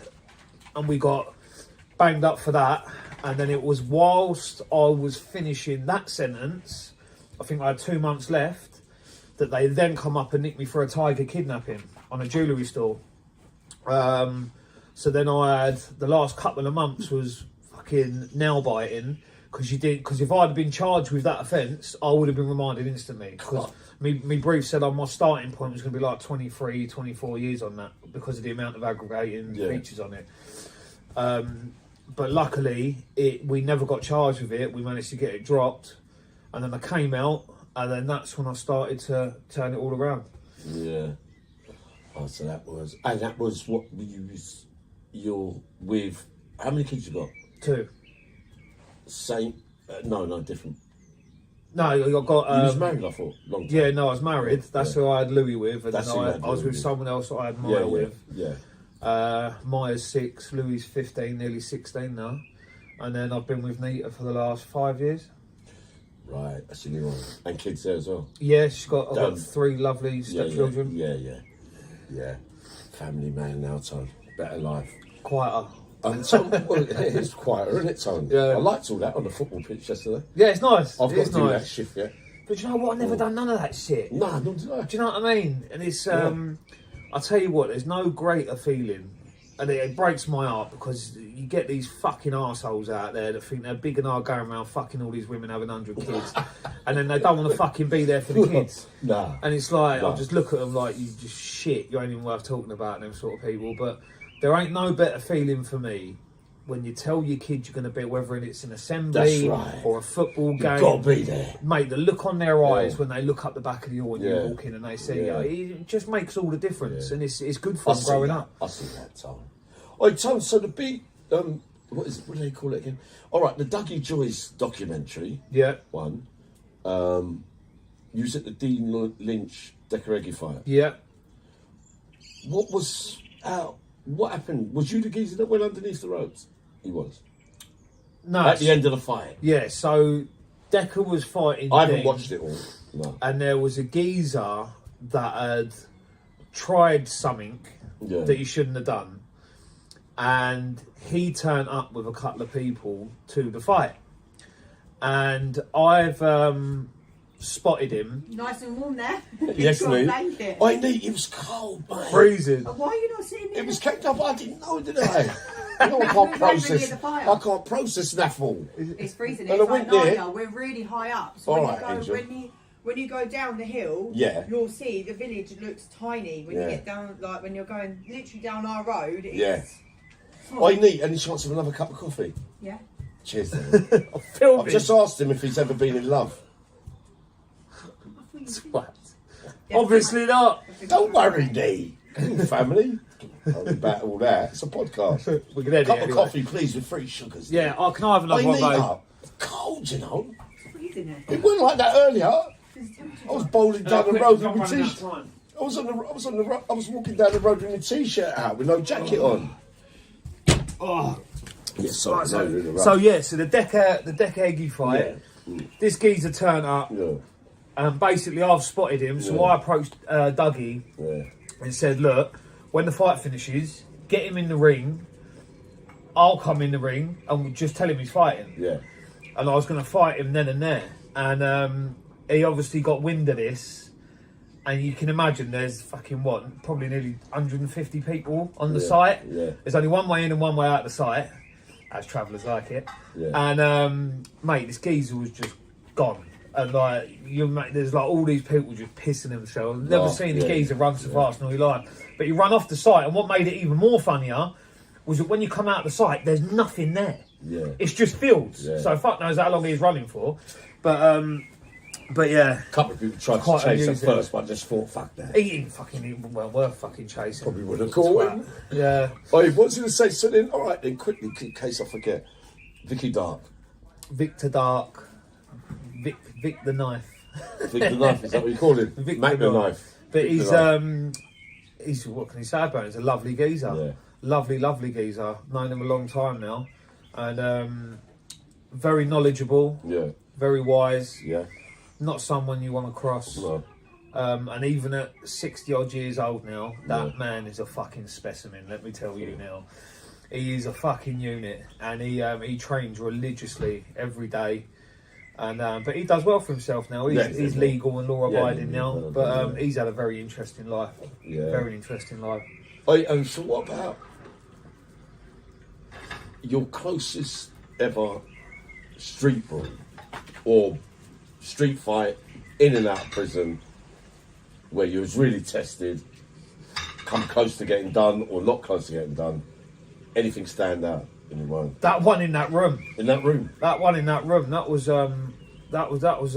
he was a tough geezer. I've had so fucking many. I remember there was one time in Kingston. Yeah.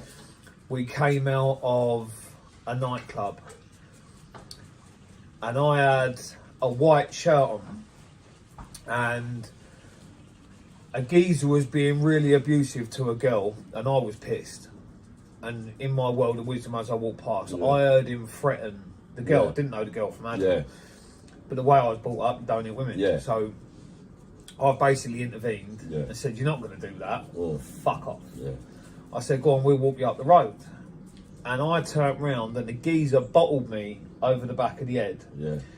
And this is why I don't like being drunk now, because your wits ain't about you. And when I turned round, I should have been keeping an eye on him, but I didn't because I was drunk. Yeah. And I've turned round, we've had a massive scrap in the road. And I remember I've uppercutted him. I pulled the back of his jacket down and punched him upwards. And it busted all his bottom row of teeth out. And he hit the deck. And I just turned round. You know when you're pissed, you don't feel pain till the next day. So I've walked off. And my mate said, you're bleeding. You've got blood on you. And I said, yeah, it's out of his mouth. He was bleeding out of his mouth. So we got on the train, and we're on the train going, and there's blood still coming out. And my mate turned around and said, lift up your shirt. So lift up my shirt, and he had nicked me with something underneath and it was bleeding. But you just crack on, didn't you? But that could have been worse. If it had been a couple of inches higher drinking as and it had gone in, it would have it could have done me bad. So Tone, what about feeling fear, being frightened, situations, you know, not just during fights, but you know, when you're overwhelmed by not being ready one day, like it was just not, you just don't feel for it. You don't want to fight, but somebody else does. And you have to get up for it. You always had days like that. Listen, I never ever wanted to fight. No. I never wanted to use violence. No. It was just part and parcel of that life. But you're caught between a rock and a hard place, because you could be sitting in a pub and you could even be grieving for some reason. You could be in that mood where you don't want no grief. You just want to be left alone to deal with whatever you're going through at the time. But because of your reputation and because of the things you've done, a situation can arise where something's going to happen. But you have to instantly react to that, because you can't be seen to be weak. I know. So you have to do something. You just never know what someone's going through, do you? No, of course. When you're not looking for it, and you could have loads on your mind, do you know what? Or whatever, funny. and you're just not in the mood. And I used to think sometimes that some people, it's like people are bottling it, but sometimes it's not. We don't know what's going on. You don't know what's going on. They've got something more important that they've got to sort out or think about. And if I get back in the day, if you'd have had a bit of road rage, I was that geezer that would be out of the car running towards you, punching your window through and going fucking heavy. Oh, God. Now that I'm older, if I get someone that does a road rage or is swearing alone, the instant thing that I think now is, I wonder what's happened to that person. Yeah, that's right. Because you don't know if their wife's just died, their kids just died, or something's You happened in their mustn't life where they're surmise. that frustrated, they yeah. just want to fucking take it out on the world. So I kind of take everything with a pinch of salt now. Yeah, like I totally agree, Tone, because sometimes people are in a funny mood and they might drop one thing, but it's not really that hurtful, that bad for me to respond in a violent. You just think, and not only that, I look at it like you. I think they probably come back and say sorry.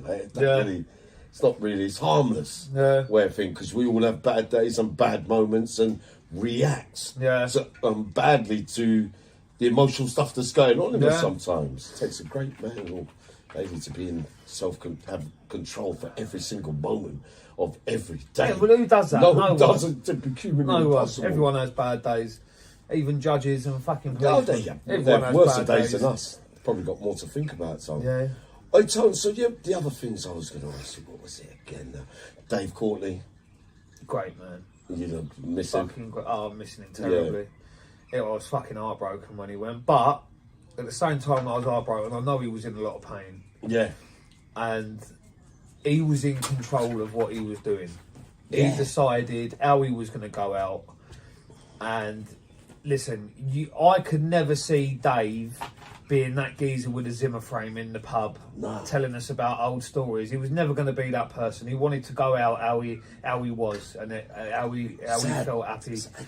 And you're not that old, really. No. It's a big thing to do, isn't it? It's a massive decision, but that should give you an inkling into how much fucking pain the man was in. Serious. Do you know what I mean? He couldn't even fucking walk up the stairs. He was in that much pain. That's all true. And when you're like that, listen, anyone that thinks he shot himself because he was scared of someone or because something traumatic happened, it's all bollocks. Right. He was just in pain, and he couldn't bear the thought of being immobile and not being able to be the Dave Courtney that everyone knew and loved. So he just chose, look, it's run its course. I don't want to be another version of myself, and he went his own way. Yeah, Tone. Oh, Tone, so then, what was the... Come on, Yanni. The cold's caught me off here. It's making me sitting all getting old, mate. It's sitting all the injuries, Tone. Cool the belly. Peaky, all right. Tone, so then... All right, we get on. So the last time you was ever nicked... in a police station, so you basically turned your life around, really. Yeah, well, the last time I was in was 2018. That's when they filmed Britain Behind Bars. Yeah. But it was something, something that I genuinely didn't do. they actually tried something with us, Yeah. and we actually nearly got caught off guard. Yeah. But they ended up still getting knocked out. So that was the last time you ever that saw was the last time. And then obviously we done the remand. They done Britain Behind Bars. Social media. Jamie Batten, the geezer that filmed that, said open a Facebook account. So I opened the Facebook account. Yeah. Woke up to like fucking 30-odd thousand follower requests, and it just everything spiraled from that point on. The podcast, the Banged Up series, everything come from that one thing. So then, when I saw a bit of the Terry Stone thing, you was talking about films coming up and coming. That's coming to the fore now, right about now. So we've got, I wrote a script, a fictional script, basing it on my experiences from the past, other characters that I know, that I've dealt with throughout my years. I wrote a fictional series called A Brother's Love. Yeah. And it's got a phenomenal cast. Antonio Mason from the Gentleman series, it's on Netflix at the moment. Yeah. Charlene Aldridge, who's a fantastic actress. Terry Stone, obviously. Myself, I've got Jay Muller, who's MC X-Man's son, who's playing the main role in it. The list goes on. George Shipton from the Banged Up series, he's in it. It's going to be a really good series. If you like that sort of crime, gangstery drama. You're going to love it. It's going to be absolutely phenomenal. Can you see a... Go on, sorry. I can't wait to start filming it. I think we're scheduled for the 27th of April is the one that's been penciled at the minute to shoot the first few scenes. Probably I'm hoping to have it all wrapped up before the end of the year, so that'll be a next year release. Hoping to get it on Netflix, if not Prime, but hoping Netflix are going to snap it up, which has got a very good chance of because of the cast that's in it. But yeah, I've got high hopes for it. And listen, everything I've done up until this point has gone on to be very successful. So I'm hoping the trend continues. Bloody hell, you've turned it around. Tone, the other thing is, what about playing different roles apart from being a villainy? Love to. I've always said the art to good acting is being able to play any role. And I wouldn't like to think that I'd only be wanting to be a villain or to... Do you know what I mean? Like, don't get me wrong, every actor sort of has his niche, but I want to be as versatile as I can. And message for the youth. It's hard to find any solution. It just feels like there's nothing nobody can do about anything. It's difficult. To deter them, Tone, from where you're coming from to where you are now. Never give up on your dreams, obviously. But I'm not one of them people that like to say to people, don't do this, don't do that. No. Because at the end of the day, they're always going to do what they're going to do, and they're going to have to learn by their own mistakes and make their own decisions. But what I can tell you is this. Is that when I was active, the risk you had to weigh that up with the reward. If the risk outweighed the reward, we wouldn't do it. So you had to have more chance of getting away with it than you did of getting caught. And with the technology that I know that is in use today by the police forces across the country and the capabilities they've got with that technology, the risk is far greater than it ever was before. You are more likely to be arrested for an offence now and convicted than we ever was. Because there's so many different techniques they can use to capture you. And the sentences that they're giving out are ridiculous. And on top of that, you've got the gang cultures inside of prison. Prison ain't a good place to be now. Let's face it, especially if you're a young offender and you haven't been to prison or you haven't done a big bit of burglary. So it's heartbreaking. But listen, with the way technology is now, with social media platforms, with how easy it is to start your own business, with the amount of foundations out there that are willing to fund you in what you're doing, you've got no reason to take the easy route. And I always say this, look at the longevity. Yes, you can rob people. Yes, you can get the money quick. But how are you going to clean that money in a way that the taxman and the government ain't going to trace it back and just take it all off you? There's one of my friends that has been a millionaire 3 times. 3 fucking times he's been a millionaire. And every time, proceeds of crime, they've took the lot. And he's back to square one again. What's the point? Yes, you live in your life for a few months, a year, a couple of years, and then he's back to square one again. I'll tell you what's harder than having all that round you and then having it all taken away.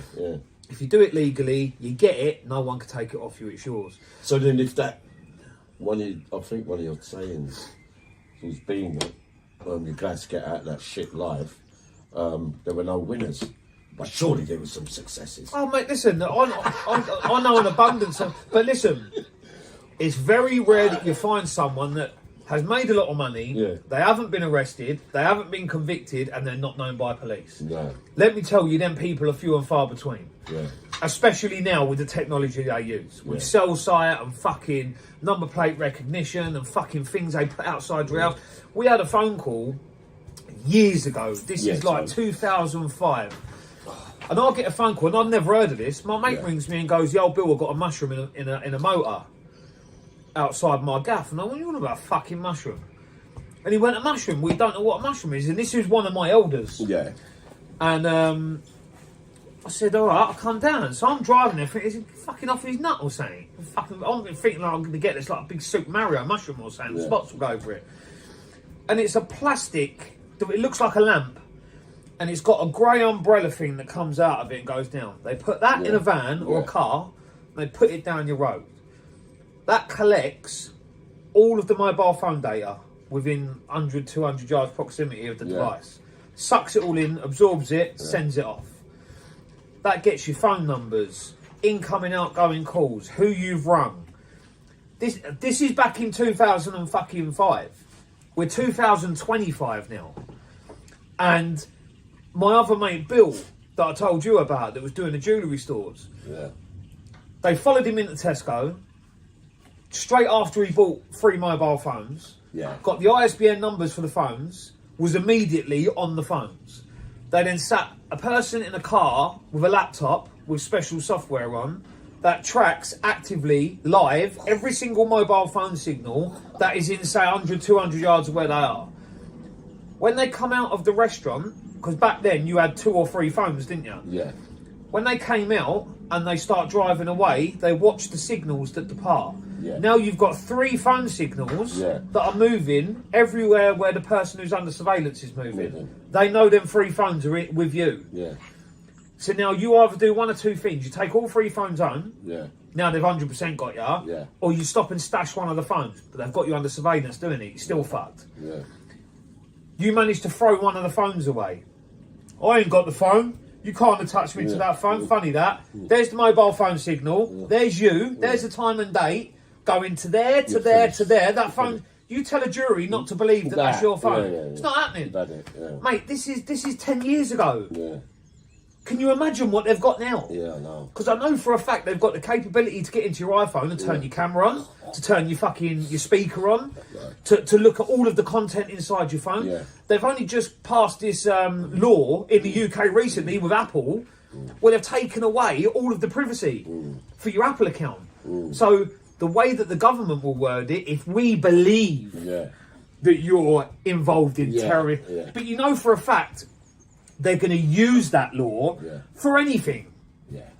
All they've got to do is go to a judge and go, right, this geezer's done a couple of wrap-up jobs, but we think he might have some links to terrorism. No problem at all. There's your thing. Oh, we didn't find anything to do with terrorism, but we got him banged to rights on 7 kidnapping. Oh, brilliant. Bang him up. This is how they use it. Because they can use the laws and the categories to get in there, but really it's for another reason. And this is where people get twisted. They're it's only got to be the suspicion that you're up to something for him to use these laws. So, and how hard's the suspicion? The suspicion is me saying to someone else, well, he could have done it.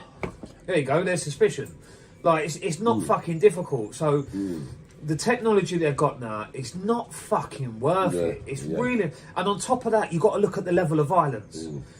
The level of violence back then, even though it was quite great, the odds on you getting shot, the odds on you getting stabbed, I would say were half of what it is now. If you go to London now and rob a dealer, odds on you're getting stabbed or you're going to lose your life.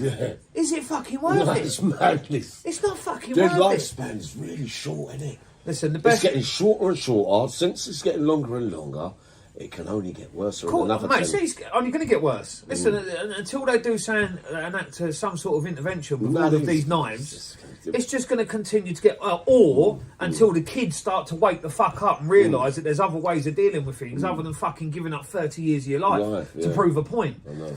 Because I don't know how any of these kids are thinking where you've got a Where does it reputation, all or end? I've had Yeah. to do this because he took a liberty. Everybody's living just for now. Let me tell you, Yeah. you're going to have 30 years to get over it. Yeah. Like, it's just fucking point. It's a waste of life. All prison is, it's not scary. It's not a deterrent. It's a waste of fucking time and life. When your time and your life you could be doing something positive, something that's going to progress into something that's lucrative for you, something that you can be proud of that can't be taken away from you.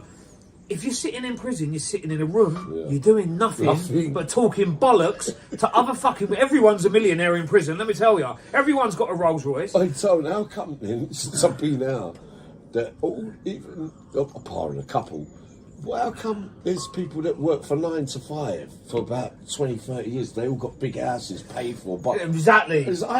Most, not all criminals, but a lot of ones I know living with their mums or with someone. Where's all the money gone? Well... Because there's not really... There is a couple of success stories, but even there's still pressure. Oh, mate, listen, no one's made a lot of money in crime and they haven't got pressure from somewhere. No. They're getting it from somewhere. It's like we used to always hear about, you always had that sort of dream of that one big job. That one big move that was going to let you have 5 years off. Bring the die on me, Ian. I used to dream that. I was a big dreamer, I was. Oh, mate, you always had it. You always had it.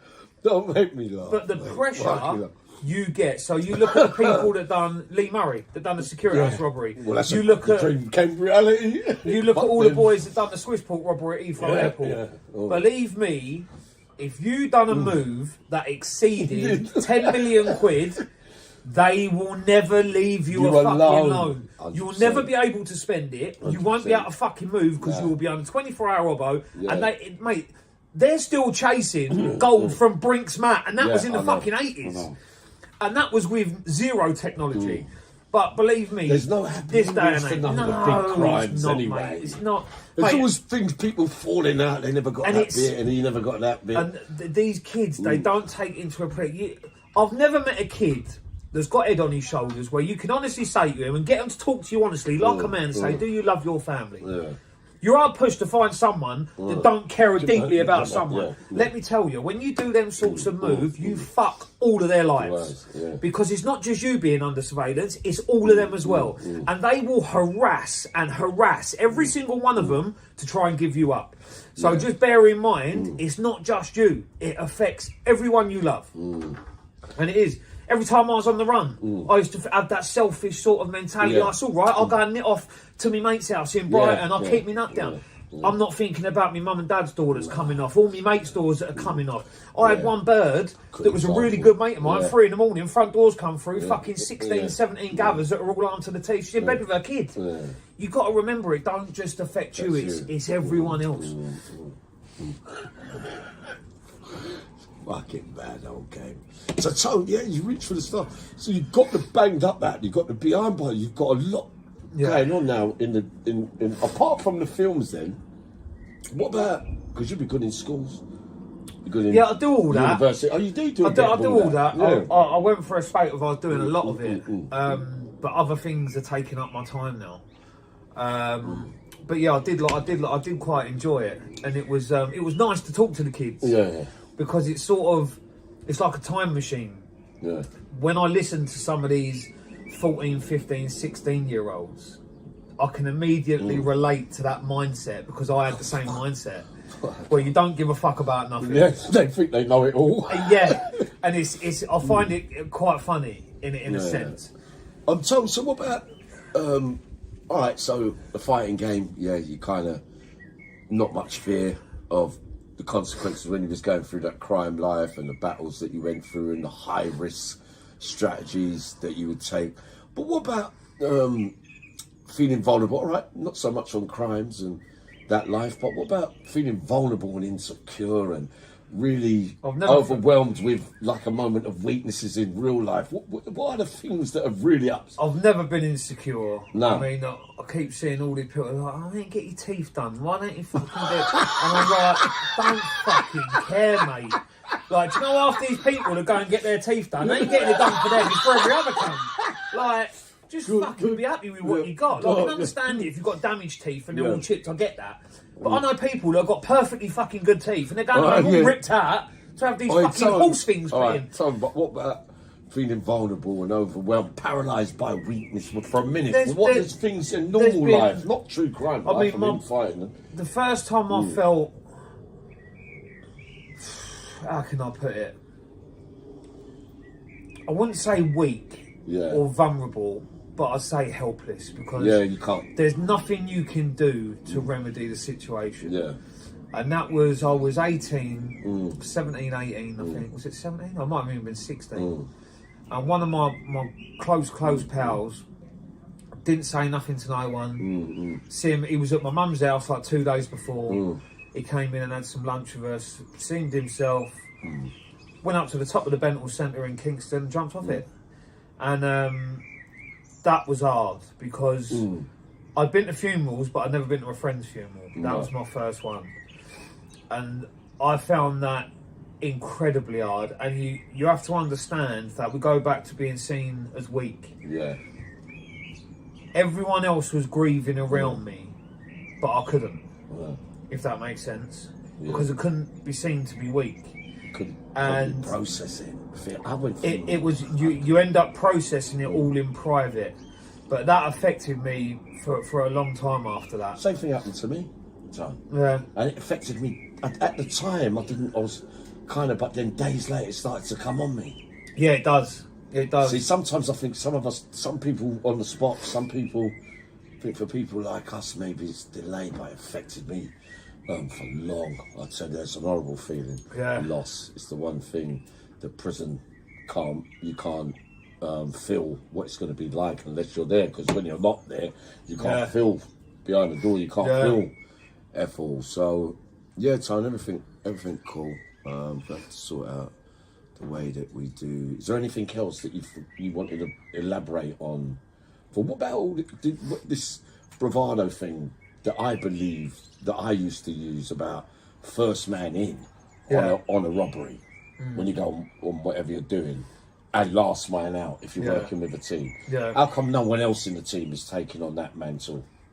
And why are you? Oh, I'll tell you exactly why. Why? Because if you've got 5 people and one person's got their mentality, I guarantee you the other 4 are like, I ain't going to the front. But it's all it is. It's not that they're not game. It's just a different way of thinking.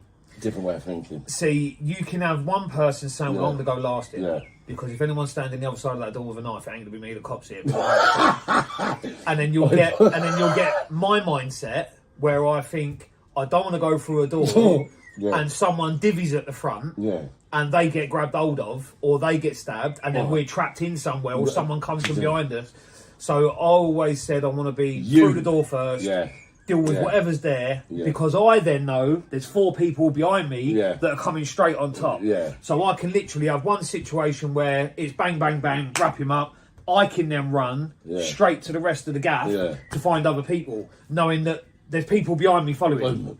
So I've never liked being at the back at all. Never but then you would go, wouldn't it be as well as probably believe in a lot of your own ability to go in first and come out, that because you don't want nothing to go wrong. Because when my prison stuff, when I was, asked or took on something to go do something by way of payment or whatever, I wouldn't want nothing to go wrong on my shift. You know what I mean? I was thinking, you never want anything to go other wrong. People can make it go wrong. Another person's mistake could all end up dead. Of course you could. I've seen some big men that talk like they're the greatest, freeze on big moments. So, but listen, all of this bullshit about, and I've heard this over the years, he's untouchable. No. There ain't no, let me tell you, there's never no one. No one is fucking untouchable. There's no one that's bulletproof. And every human being suffers from the same disease. And that is routine. Let me tell you. Every fucking one of you watching this now, whether you want to admit it or not, have got a routine. I don't care if you're in a gang. I don't care if you're part of some big fucking group of people that think they're the hardest cunts on the planet.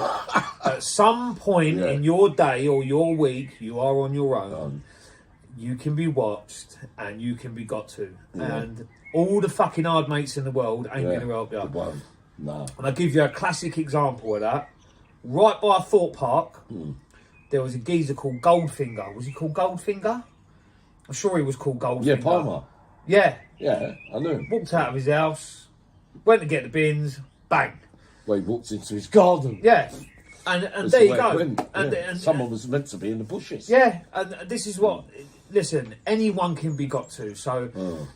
You can live in Fort Knox, it don't matter, does it? Do you know Still what I got to mean? step out to go Of course shopping it one is. day. Of course it is. I know. Listen, and you'll get other people that say, oh, well, I've got 55 locks on my front door and I keep a knife by my bed. Listen, if you piss off the wrong people, it could be as something literally as a fucking brick through the window and a grenade coming through it. Dodge that, or a petrol bomb. Dodge that, and then you've got to think you might have kids in the house. And you can pay for these things. You pay for crime, you can pay. You might feel you've had 30, 40, 50 years. It only takes 1 minute for it all to catch up with us. Some people got long memories. Listen, there's always a point in someone's day where they're not concentrating. I know. Where you're balls deep in thought about what you're going to do tomorrow, what the missus has asked me to get from the shops. And they're the points where you walk round the corner and bang. So, just be careful who you piss off. Be careful about the people you associate with, because that goes back to what I said about being caught up in other people's bullshit. Listen, if you're going to make mistakes, make sure they're your mistakes. Don't die or get stabbed up for some other cunt's mistake. Like, you've got your own life to live. Live it. It's there for living. Yeah, so I think that's about it. I wanted to... we'll leave this and we'll do another part. I'll drop in soon when all the equipment's in. And we'll do it that way, Tom. Sweet. Was there anything? I think you got it all in there. I think we got it all in there. There's some kind of cock up on Yabby BT. At least I'm feeling warmer now, Tom. Fucking... I told you this is warmer now. I'm telling you what, I was freezing there for a minute, mate. Is that you still drinking? Tone respect, mate. Yeah, that's good. We've got nearly 2 hours there. So was that 2 hours, Tom? Yeah, the first one was an hour, wasn't it? That was 55 minutes. All right, people, I'll see you all again very soon.